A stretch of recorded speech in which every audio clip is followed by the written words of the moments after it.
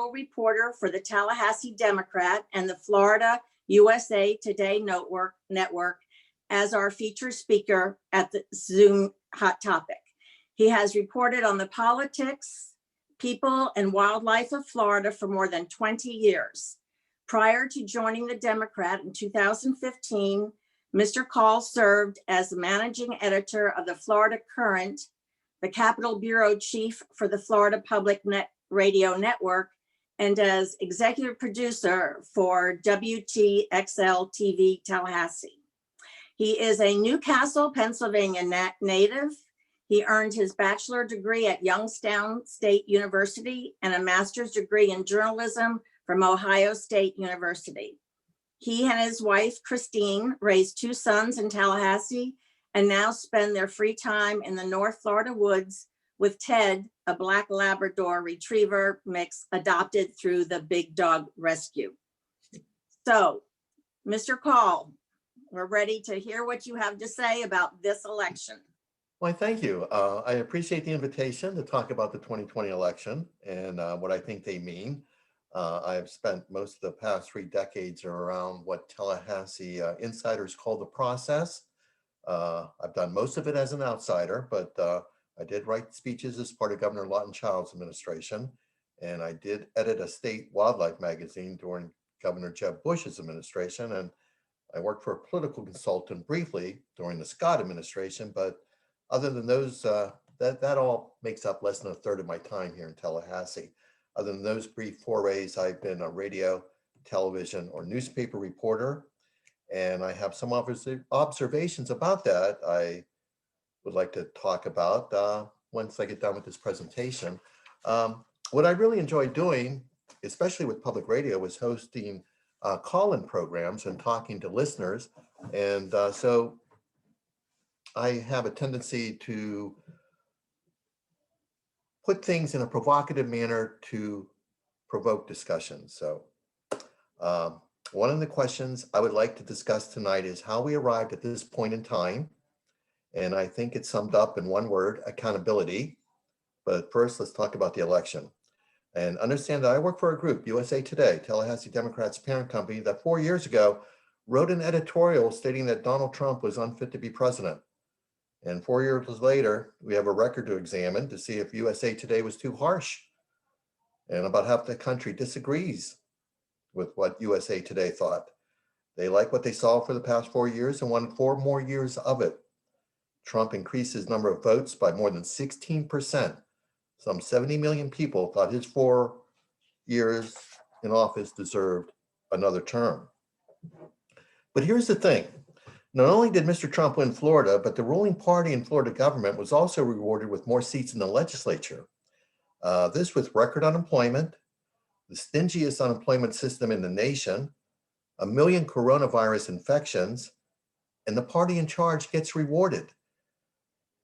That's remarkable. Now, I'm not going to compare Florida Republicans in our legislature to DC Republicans.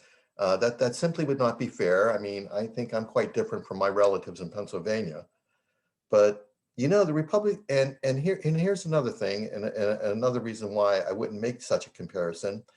You know, the Republican legislature has done a really good job with the state finances.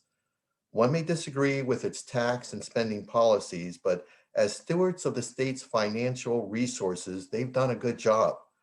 Florida has an excellent bond rating. The state pension system is in excellent shape. The pandemic blew a $3 billion hole in the state budget, and Florida was able to cover it. But still, in these troubled times, for the ruling party to increase its majority is quite remarkable. So what should we expect over the next 2 years? A fiscal conservative government, one that must confront an immediate budget shortfall and wrestle with a long list of unmet needs in transportation, healthcare, and the environment. The election results have been reported as a turn to the right. For Tallahassee, where we live, that turn to the right means we continue to do business as we have.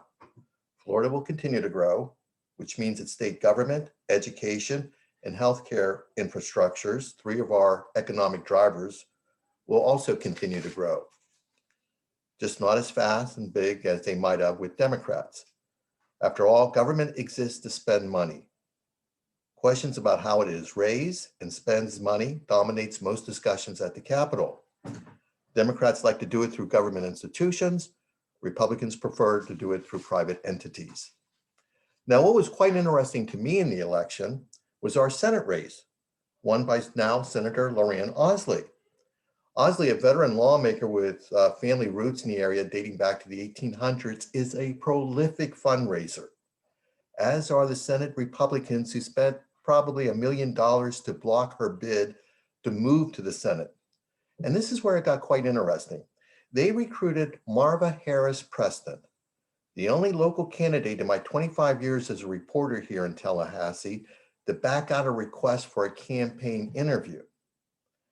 But the Republican Senate Campaign Committee spent close to $1 million to market Preston like a box of cornflakes, blanketing the airwaves with commercials, sending enough flyers to our mailboxes that one columnist suggested he had enough Preston's campaign flyers to wallpaper a room. She was a controlled candidate with few public appearances. And at the foundation of the campaign was basically a lie, an allegation that Ausley had benefited from a coronavirus relief package for businesses via the Florida Democratic Party. Now, when Preston agreed to participate in the candidates forum hosted by the League of Women Voters and the Tallahassee Democrat, she was asked about that allegation that the Ausley campaign had received CARES money. She said that when an allegation is made, it needs to be checked out, which I thought was a strange response from a former police detective who made an allegation without any evidence.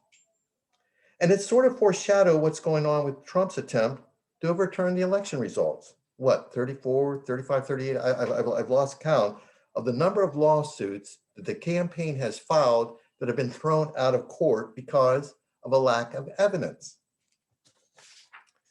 Anyway, Ausley won, and now just by her presence in the Senate, it sets up an opposing center of power to the Republican leadership.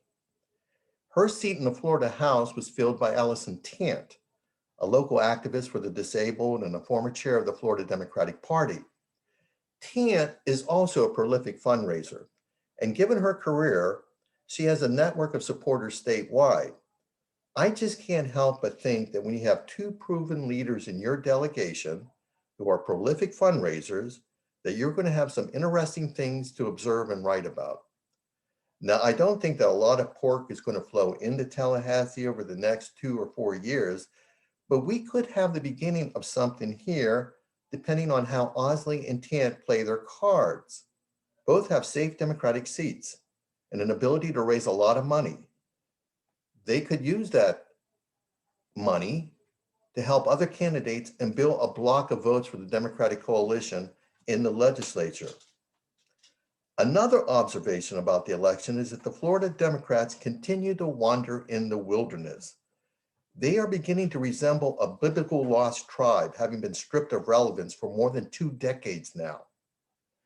I come from the perspective that every day on the Tallahassee Democrat's front page, it proclaims that the Tallahassee Democrat has been promoting democracy since 1905. Few things make me more proud than being part of an organization with that mission. But Florida Democrats are making it very hard to accomplish that goal. There has to be competing ideas for a democracy to flourish. One-party rule does not make a democracy. I recently spoke to a local Democratic club. I offered my thoughts on why Democrats took a shellacking in Florida on election day. I suggested that accountability was part of the reason why, a lack of accountability on the part of the members of the Democratic Party. Bill Cotterell, someone whom I have enormous amount of respect for, sat in on that meeting and afterwards told me they didn't hear you. They simply didn't hear you. Now, I have 2 theories why. And see if you find evidence of them in the local public hearings we've had on this past year on the extension of the FAMU Way or the Woodlawney development. In today's society, because of the internet, we have a decadence of information. And everybody thinks that they are an expert on everything, especially in politics today. Everyone is running around like they're ESPN broadcasters who know who the 236th high school football player in the country is. I mean, we know a lot of stuff, but that doesn't make us an expert on anything. We know a lot of stuff that's irrelevant, but everybody's an expert and everybody's available to go on Fox News and MSNBC or Facebook and voice these bizarre conspiracy theories that are believed by millions of voters. And it distorts the public discussion. We politicized a virus. Think about that. We politicized a virus, just as we politicized climate change. It's as if the people and scientists who have studied these issues for years, their opinions are just totally disregarded because other people believe. It's my belief, not backed by data.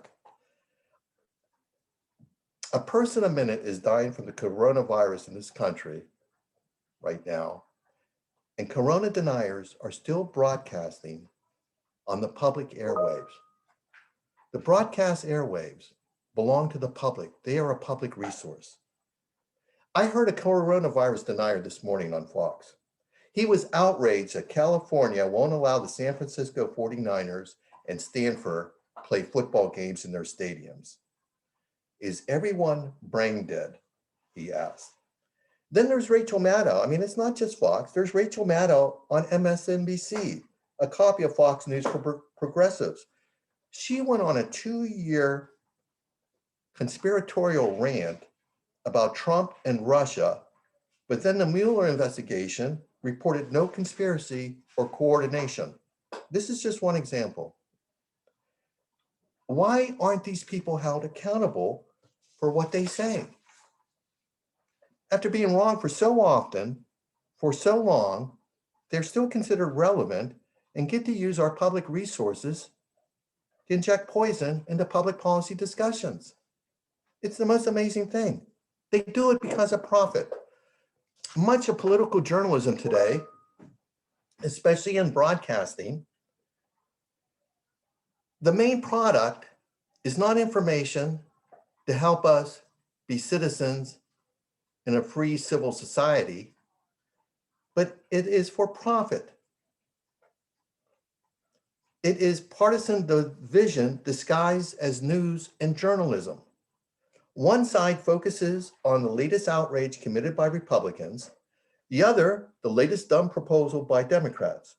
The news is always a conflict between Republicans and Democrats. There are, after all, only two ideas in the universe, according to this business model. But it leaves out 40% of the Americans who belong to neither the Republican or Democratic Party.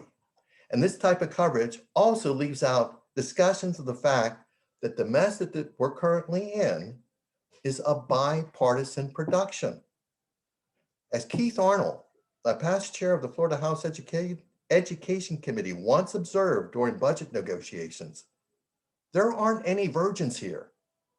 And both sides need to stop acting like they are more pure than their opponents. They need to take Abraham Lincoln's advice seriously.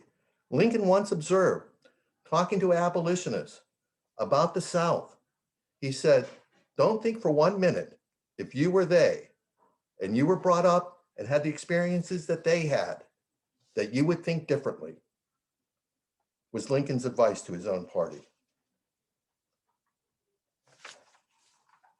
We have to get over the idea that much of broadcast news is a form of journalism.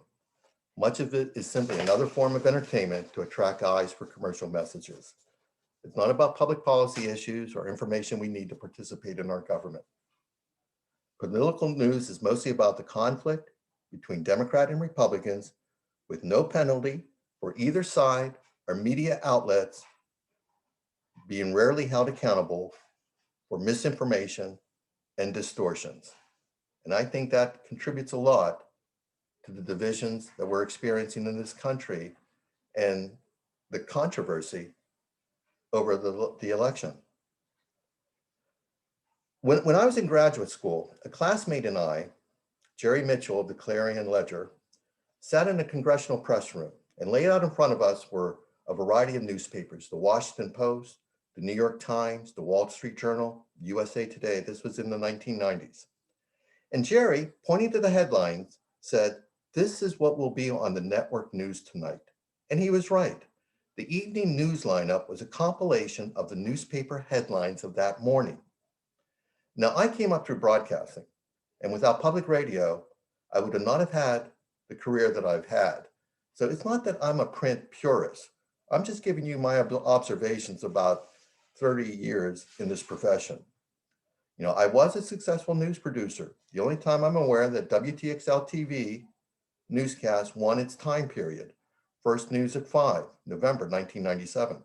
And the Columbia School of Journalism and Pew Center awarded WTXL a B+ for political coverage when I was the executive producer. So please don't dismiss my comments as being from some print purist. My heart and my roots are in broadcasting. But broadcasting, I think, is the source of the mess we're in. People would rather listen to the news than read it.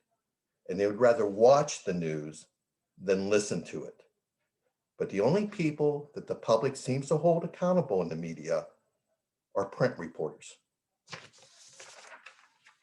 Now, you may say people like Sean Hannity, Rachel Maddow, and Rush Limbaugh are commentators and not reporters.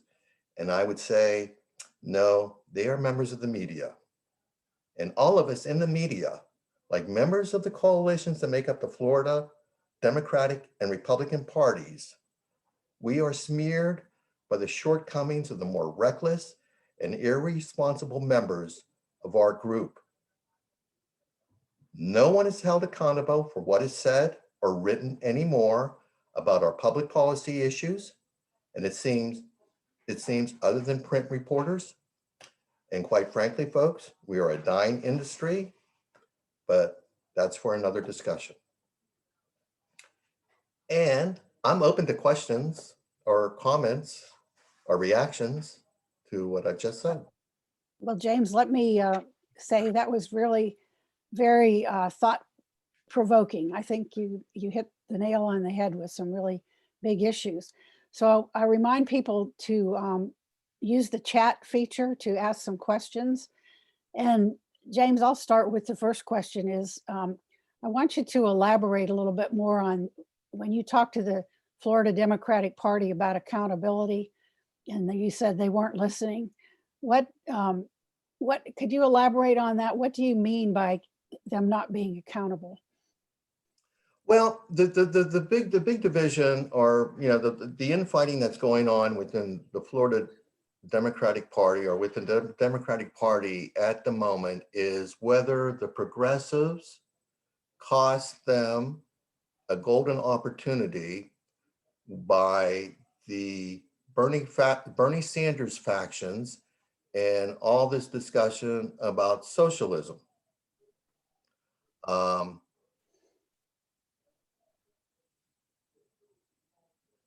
This is really fascinating to me because I have a keen interest in economics. But here in Florida, we have a lot of immigrants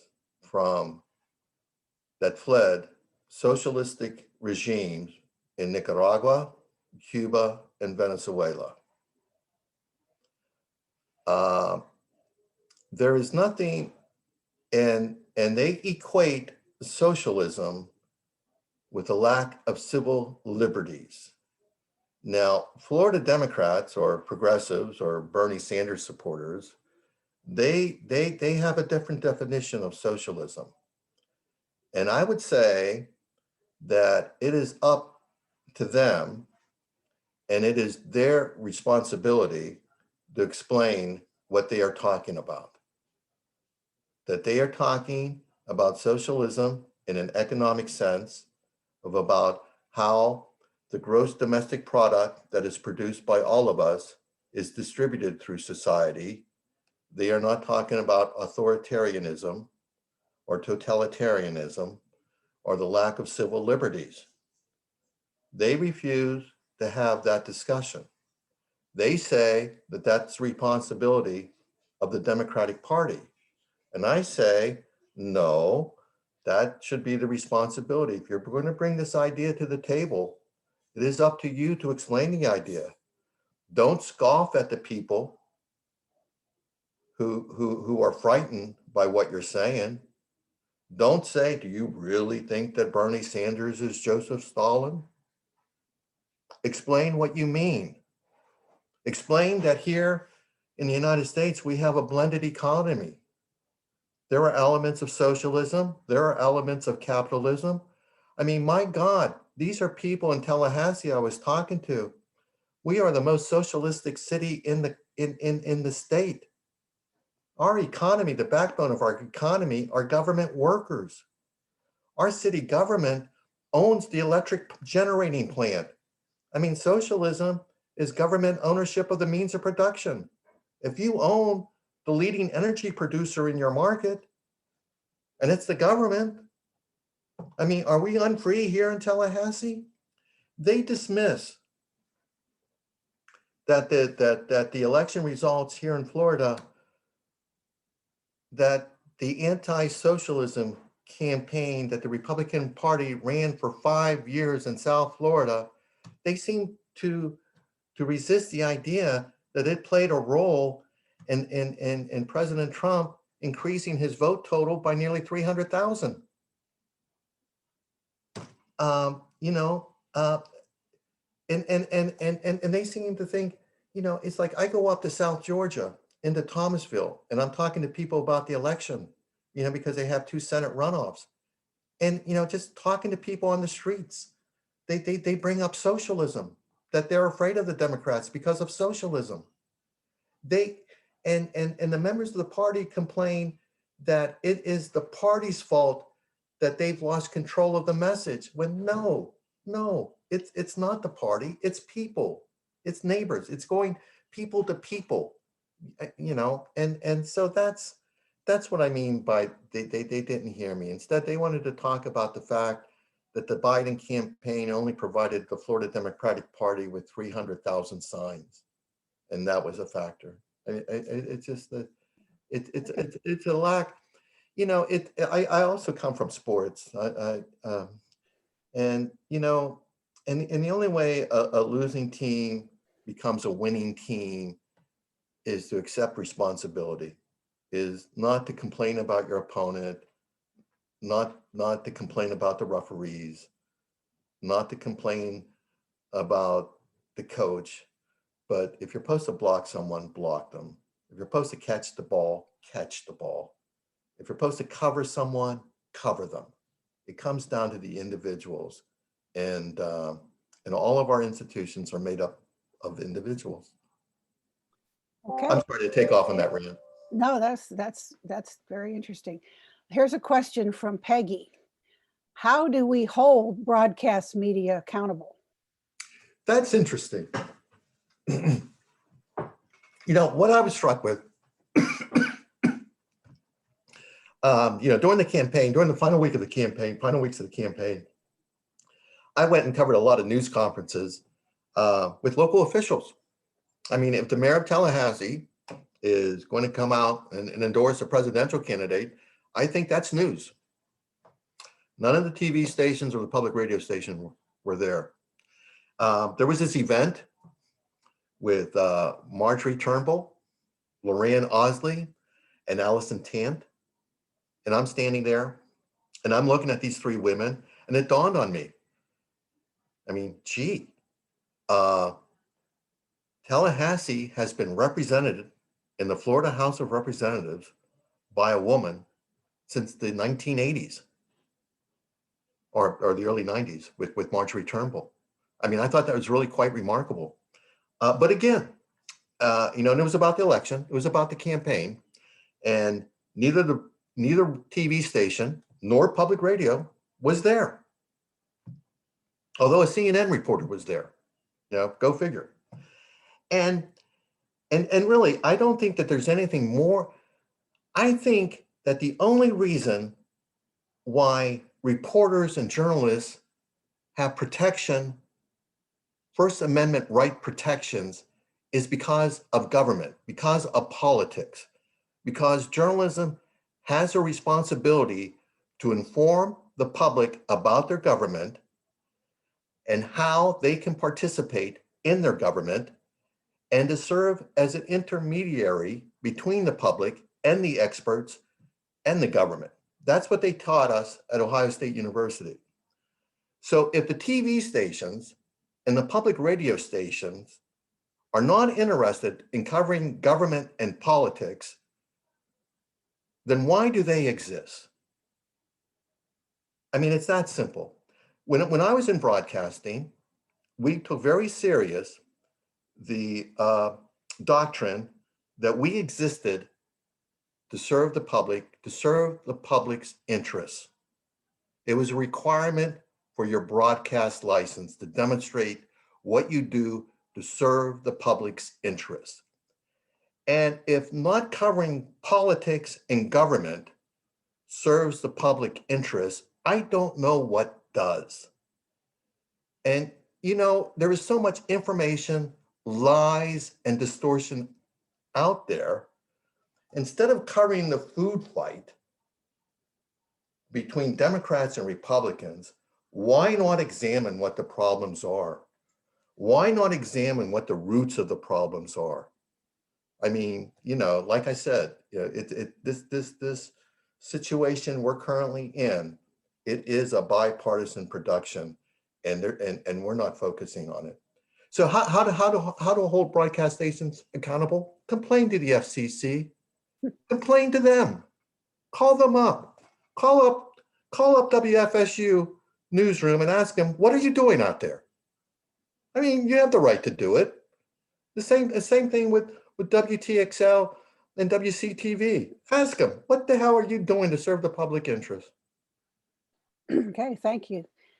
Here's a question now from Kathy. Did you favor the constitutional amendment that would have basically done away with the parties? Oh, the all voters vote? Yeah, all voters vote.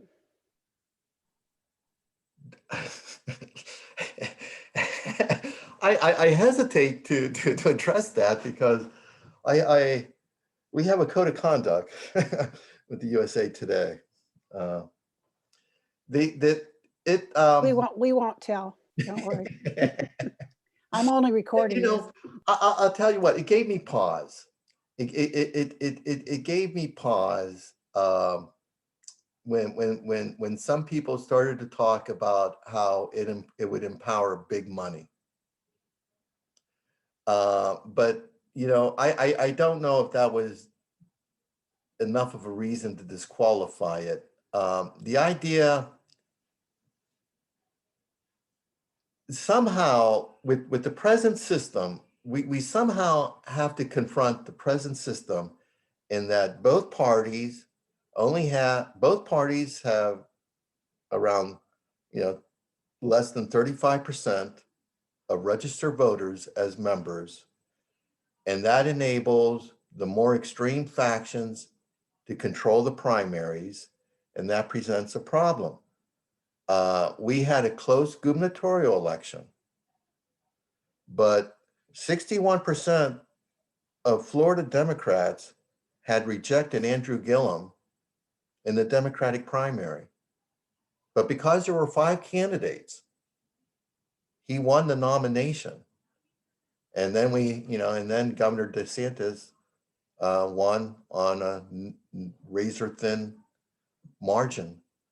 You know, that there are problems with the current system, with the primary system, empowering the more extreme elements of the coalitions. And we really do need to find a way to address that. Here's another question from Peggy. Can social media be harnessed, and should it be? No. Okay, that was easy. You know, I mean, seriously. I mean, we have freedom of speech. I mean, you're entitled to say crazy things. I mean, what we have is it seems to be an uneducated population. I mean, seriously, I mean, we think, I think we have a cultural problem. I mean, people don't know how their government works. I mean, how did that happen? Mhm. How did that happen? We stopped teaching civics in school. You know, Thomas Jefferson believed in a public education system as foundational for a citizens-led government. You know, he favored a public education system. And if the public education system is not going to teach our children our way of life, how our government functions, I mean, what is it doing? You know, I mean, why, how can people, I just don't, we have freedom of speech but we need, we need to, I don't understand it. I really, I struggle with where we are. I have a neighbor. I live in a nice neighborhood. You know, I live in a very nice neighborhood, and I have a retired neighbor who's from Michigan, and he's a really nice guy. You know, he's the country club type guy and everything. And after the election, you know, I'm walking my dog, and you know, we encounter him. And after the election, he goes to me, he goes, James, is it true? Is it true? I go, is what true? And he goes, now that Joe Biden's elected, the coronavirus will disappear. You know, and he smiles. And you know, and it's like, and I'm thinking, you know, and I'm thinking, you know, like, man, you're educated. You have a master's degree from Western Michigan University. You've been a successful businessman. How can you deny this?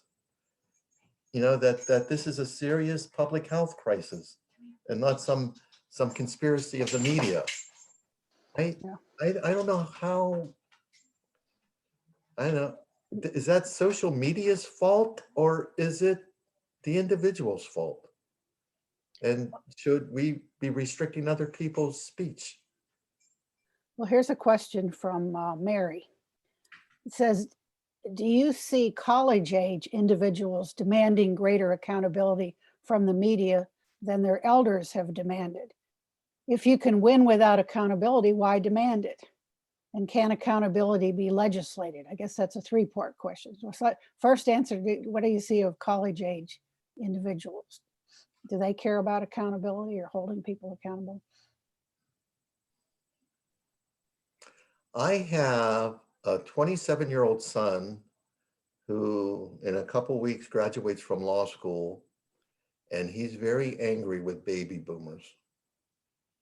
He blames us for all the problems the country faces and for a diminished future that he thinks he's going to have. I don't know if college educated students are demanding more accountability from the media, but I think that they are very angry with us about the present situation in the world.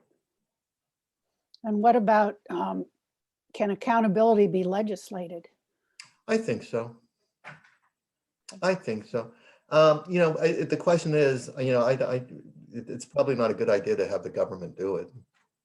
I mean, you know, that starts the slippery slope. It's up to us. It's up to us as individuals. I mean, seriously, if, you know, do you think I would still be able to work as a newspaper reporter if I had said some of the things that President Trump had said? Or if I behaved like Sean Hannity and Rachel Maddow? I would not have a job. I mean, I'm held accountable. I'm held accountable by my company. I'm held accountable by my readers. You should see some of the emails I get. And I have to be careful of how I say things in presentations like this. You know, we have a long list, you know, policy concerning Twitter. We have a long list of policies concerning Facebook. You know, what is appropriate, what is not appropriate. I'm in charge by my company. I am in charge of protecting my image, and as someone who's non-partial and who strives to tell the truth, or at least to depict reality as I see it. I just finished reading a book, this here, Hate Incorporated. You'll see it has Rachel Maddow and Sean Hannity on the cover. And I guess I should give Mr. Tabby, the author, some credit for some of my comments tonight. I forget where I was going with this. What were we talking about? We're talking about accountability and whether it can be legislated. Yeah.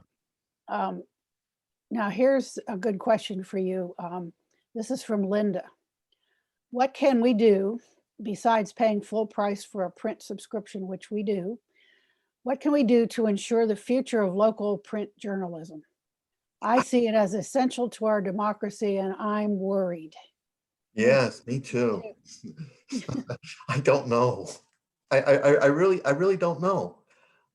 You know, I really don't know. You know, we as an industry, as reporters, we had a problem. The internet came along, and we want to share information. Reporters are not business people, so we gave it away. Everything was free for so long on the internet. We just gave it away, and you know, and it caused problems for the industry. You know, we're in transition. As you're probably aware, the Tallahassee Democrat has sold its building. You know, we're without a building at the moment. We no longer have a printing press. We're in transition to a digital company, and I really don't know what the future looks like. I often wonder if a for-profit model will survive. As you know, like as what we've grown up with. You know, the world and journalism has changed so much, but you know, you have subscriber-based models, but that's a targeted audience, and that's an audience that you're playing for. I mean, it's not for the general public. If you're going for the general public, you're trying to be broad-based, and you're trying to be fair, and you're trying to be even-handed. But if you're appealing to one select group, like say your warchant.com, well, then everything about the Florida State Seminoles is going to be great, because you're supported by people who love the Florida State Seminoles. So you're not going to say, hey, what the administration is saying is just a bunch of BS. You know, I mean, here in Tallahassee, we often don't know about the flaws in a football player until after they graduate and go to the NFL. You know. Okay, we have a few more questions, and we have about 10 more minutes to go. So thank you for your answering all these. Here's one from getting back to the election from Peter. What do you think is going to happen with the upcoming legislative and congressional redistricting? Republicans will continue to control both state houses, and the composition of the Florida Supreme Court has changed significantly since the League and Common Cause successfully challenged the Senate and congressional maps the last time around. So what's going to happen with reapportionment? What do you think? Well, I think they have less maneuver to tinker and play with because of the Fair Districts Amendment. Okay. You know, I mean, there are complications. You know, we have, you know, in our congressional delegation, we have 6 safe seats, you know, 6 minority access seats, 3 for Cuban Americans and 3 for African Americans. But for, the state Senate seats, the Fair Districts Amendment will start to be, will come into play again and be help make it more fair. The same thing with the House seats. Will come to make it more fair. Of course, there's going to be shenanigans because that's part of the game. I mean, it's both sides play it. To the victor goes the spoils. But fair districts, I think, begins to make the change. Will again be felt. A lot of people, stress that the Republican dominance over the last 20 some years is because of reapportionment and redistricting. I'm not so sure about that. I mean, Florida Democrats need to start recruiting better candidates. I mean, we're like a half dozen seats, House seats, Florida House seats that were won by Hillary Clinton, but they elected a Republican member to the Florida House of Representatives. I mean, that's a question of candidates. That's not redistricting. That's not reapportionment. Yeah. Similar to that, of course, the league works hard on voter registration and getting out the vote, reminding people to vote. And I was just doing a piece for our broadcast that we do on WFSU. I looked at the statistics, and the voter turnout in Leon County was 75.5%, which really wasn't much better than we usually do. Whereas Collier County, Naples, Republican stronghold, they had over 90% turnout. And when you look at the Panhandle, the conservative districts had very high turnouts. So what do you think how can we do a better job as a league, or I guess it's the party's job to do it too, but to get out the vote, and especially in our own district that's supposed to be, one of the more educated districts? Well, I set up, as an experiment, I set up a fake Facebook account under my Italian American name. And somehow that, and I've never posted anything there, it just exists, but somehow that got out, and I still have in my phone, I can show you, my personal phone, I can show you all the messages that I got from different Democratic aligned groups urging me to vote, reminding me how much time I had left to vote, and encouraged me to participate. I had never been contacted so much about voting that I can believe. I thought that both sides did an excellent job in trying to turn out the vote. Apparently the Republicans did a much better job than what the Democrats did, and and again, I use the sports analogy. Winning teams get to work and work on themselves and look at themselves and hold themselves accountable. Or let me put it to you this way. I was talking to Daniel Uhlfelder, the Grim Reaper. Really fun guy to talk to. But what Daniel used to do when he was a student at Leon High School, on his way home after school, he would stop off at the Grove and sit on the porch with former Governor Leroy Collins and talk. Isn't that a remarkable picture, mental picture? And then of course, Daniel interned and when he was in college, he interned under Bob Graham administration, and then he went to work for Governor Lawton Childs.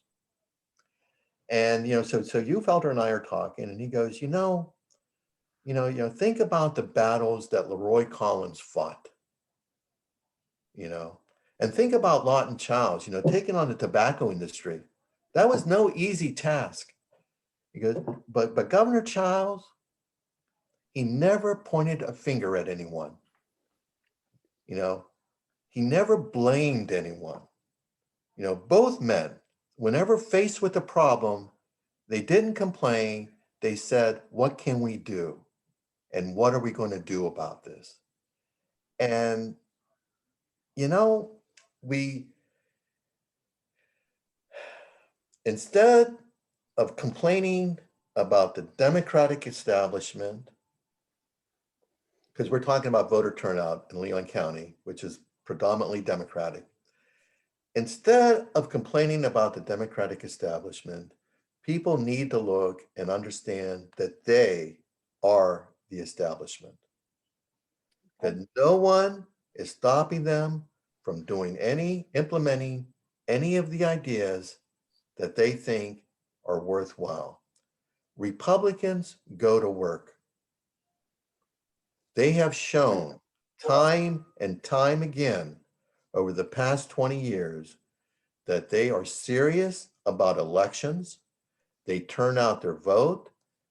It's like Evan Power told me, 2 days before the 2020 election, election day is ours. When it comes down to election day, we always win on election day. And they do. They turn out on election day. And there's nothing stopping Florida Democrats from doing the same thing. But it could very well may be, as one of the losing candidates, of the gentleman who lost a congressional seat, I think his name was Fernandez, said, people are simply not buying what we're selling. And you see that. Voters went and approved the $15 minimum wage, but rejected Florida Democrats. They voted to approve the $15 minimum wage and then went and voted for legislative candidates who are opposed to it. How do you explain that? Yeah. Okay, let's do a couple more questions here. I think this one's interesting from a journalistic perspective, and I've wondered about this too. There seems to be a lot of argument about whether or not to cover Trump and Trump tweets. How do journalists decide where the line is between news and free advertising? Asked with all respect. Because I've heard, well, if you just wouldn't give him a microphone and keep, so what do you think about that as a journalist? How do you cover somebody like Trump? So when I was at public radio, we had a really, really big argument. Governor Charlie Crist wanted to record a weekly address or statement, maybe 2 or 3 minutes long, to be included in Capitol Report. And that triggered a really big argument among the staff, with some arguing that it is free advertising and not journalism. And others saying, well, if the chief executive of the state wants to talk to people, and if he wants to use that time to talk about puppies, the people of Florida need to know that this is their leader who is taking this time to talk about puppies. So now we have Twitter and we have Donald Trump who upturns all traditions and norms. But the bottom line is he is the president of the United States. And the American people chose him to be president of the United States. And his behavior is well known and his personality is well known. How do we decide? I'm a person who always bristles when I find out that the story I've been assigned is rooted in someone's tweet, because I don't have much respect for Twitter. But then John Morgan had a tweet today, and it's a very relevant news story. So it's difficult. How do you decide? I don't know. When it comes to a governor and a president, I almost think that no matter what they do is news. I mean, when on 9/11, when the Twin Towers were blown up, and we were all sent home from work, and and we didn't know what was going on and whether we were at war and was there going to be another attack, and we're all on edge, you know. My wife and I are watching the 11 o'clock news, and President Bush came on, and I turned to my wife, I turned to Chris and said, okay, the president's back in the White House. We can go to bed now, right? You know, when I was a news producer at Channel 27, my 6 o'clock newscast would always have the governor of Florida in it, even if the governor was just walking across the front yard. And my 11 o'clock newscast always had the president in it, even if it was just a 10 or 15-second video, because I thought it was important that the people needed to know that the leaders of our government, what they were doing and what they did today, that day, even if it was just walking across the grass. Yeah, thank you. That's a good, I think that's very interesting and very helpful. I'm going to close. We have had other questions, some good comments here.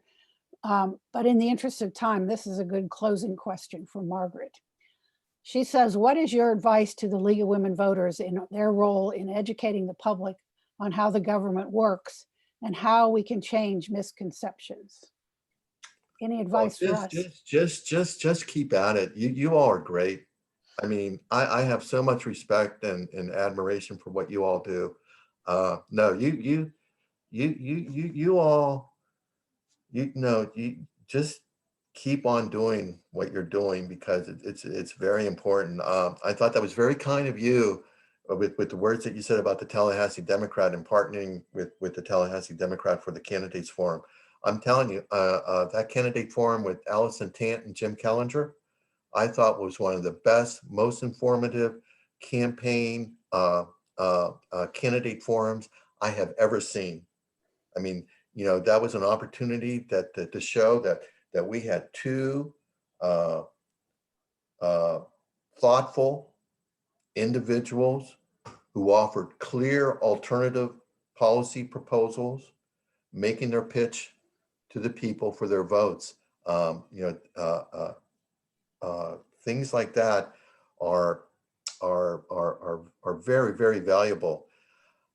How can we change misconceptions? That is a responsibility of each and every one of us.